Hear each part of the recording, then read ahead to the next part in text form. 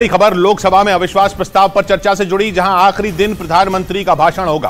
प्रधानमंत्री शाम 4 बजे बोलेंगे। इससे पहले बहस के दूसरे दिन गृह मंत्री ने मणिपुर के मुद्दे पर विपक्ष को जवाब दिया। उन्होंने विपक्ष को नसीहत दी कि वो मणिपुर की हिंसा पर सियासत छोड़ दें। साथ ही उन्होंने यह भी साफ कर दिया कि सरकार इस मुद्दे पर चर्चा के लिए हमेशा से तैयार है। चर्चा के दूसरे दिन सदन में सबसे पहले राहुल गांधी बोले, जिन्होंने मणिपुर के मुद्दे पर आक्रामक तेवर दिखाते हुए सरकार को घेरा और मांग की कि मणिपुर में सेना तैनात की जाए। जिसके बाद अविश्वास प्रस्ताव पर चर्चा के दूसरे दिन अमित शाह बोले और विपक्ष के आरोपों का चुन चुन कर और पूरे आंकड़ों के साथ जवाब दिया। इस दौरान उनकी और विपक्ष की तीखी बहस भी हुई।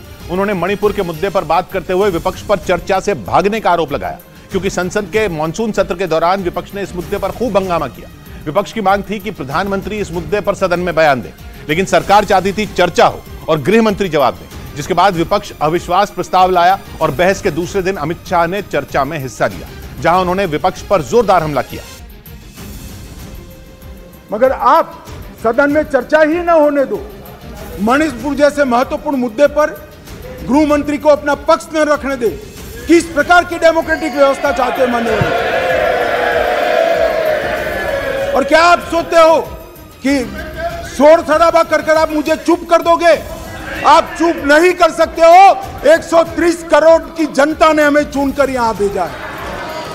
अमित शाह ने केवल मणिपुर के मुद्दे पर ही विपक्ष पर निशाना नहीं साधा, बल्कि वहां से जुड़े कुछ जरूरी आंकड़े भी पेश किए और वहां बीजेपी की सरकार के दौरान कानून व्यवस्था से जुड़ी जानकारी दी। 6 साल में मणिपुर में एक भी दिन कर्फ्यू नहीं डाला। मणिपुर के अंदर एक भी दिन बंद नहीं रहा। मणिपुर के अंदर एक भी दिन ब्लॉकेड नहीं हुआ और उग्रवादी हिंसा लगभग समाप्त हुई। ये 6 साल का भारतीय जनता पार्टी के शासन का इतिहास था। यही नहीं, अमित शाह ने कांग्रेस को पूर्वोत्तर के राज्यों में उसकी सरकार के दौरान हुई मौतों के आंकड़े भी गिनवा दिए।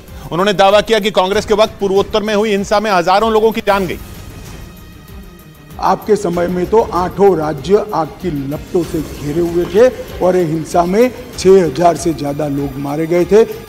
लेकिन इस दौरान सदन में विपक्ष का शोरगुल जारी रहा। कांग्रेस की ओर से अधीर रंजन के बार बार बोलने पर अमित शाह भड़क गए। उन्होंने उन पर तंज भी कसा, क्योंकि अमित शाह ने जब बोलना शुरू किया तो अधीर रंजन चौधरी ने उन्हें कई बार टोका, जिससे अमित शाह नाराज हो गए।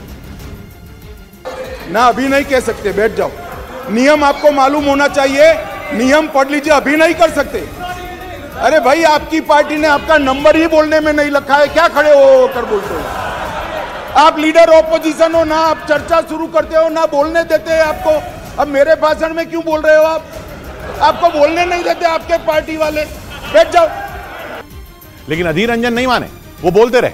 ये नहीं, उन्होंने एक बार फिर प्रधानमंत्री के अब तक चर्चा के लिए सदन में न आने का मुद्दा उठा दिया और अमित शाह पर निशाना साधा। प्रधानमंत्री सदन में आए और चर्चा की शुरुआत करें। हमारे गृह मंत्री अमित शाह जी, हम लोग ये नहीं कभी कहे कि उनका काबिलियत पे हमें कोई शक है, लेकिन ये बात जरूर कहेंगे कि जो जवाब डिस्ट्रिक्ट कलेक्टर को देना है वो कोतवाल कैसे देंगे। तो इसीलिए हम बार बार प्रधानमंत्री को आने के लिए। वहीं अविश्वास प्रस्ताव पर बहस के दौरान अमित शाह ने कांग्रेस को परिवारवाद के मुद्दे पर घेरा। एक दिन पहले सदन में बीजेपी की ओर से बोलने वाले सांसदों ने भी कांग्रेस को इसी मुद्दे पर घेरा था, जिसके बाद अमित शाह ने भी वही किया और कांग्रेस और बीजेपी की लड़ाई को परिवारवाद और विकास के बीच की लड़ाई बताने की कोशिश की। मोदी जी के 2014 के विजय के पहले सारे जय पराजय या तो भ्रष्टाचार से प्रभावित थे, भ्रष्टाचार किया, इसको हटाने के लिए आए, या तो परिवारवाद से प्रभावित थे। परिवारवाद के पीछे जातिवाद का एक अनवरत संतान भी होता है और तुष्टीकरण से प्रभावित जनादेश थे। भारतीय लोकतंत्र को ये 3 नासुरों ने घेर लिया था। नरेंद्र मोदी जी ने भ्रष्टाचार, परिवारवाद और तुष्टीकरण को हटाकर पॉलिटिक्स ऑफ परफॉर्मेंस को जगह दी। वहीं अविश्वास प्रस्ताव पर चर्चा के दौरान फारूक अब्दुल्ला की ओर पाकिस्तान से बातचीत की हिमायत पर अमित शाह भड़क गए। उन्होंने 2 टूक बोल दिया कि ऐसा नहीं होगा, जबकि फारूक अब्दुल्ला ने दलील दी थी कि इससे दोनों देशों की तरक्की का रास्ता खुलेगा, जिस पर अमित शाह ने सख्त लहजे में जवाब दिया। हमने पड़ोसी के साथ दोस्ती में रह के रहे तो हम दोनों तरक्की करेंगे। अगर दुश्मनी में रहेंगे तो तरक्की कम हो जाएगी। हुर्रियत से चर्चा करो, जमीयत से चर्चा करो, पाकिस्तान से चर्चा करो, हम ना हुर्रियत से चर्चा करेंगे, ना जमियत से करेंगे, ना पाकिस्तान से चर्चा करेंगे।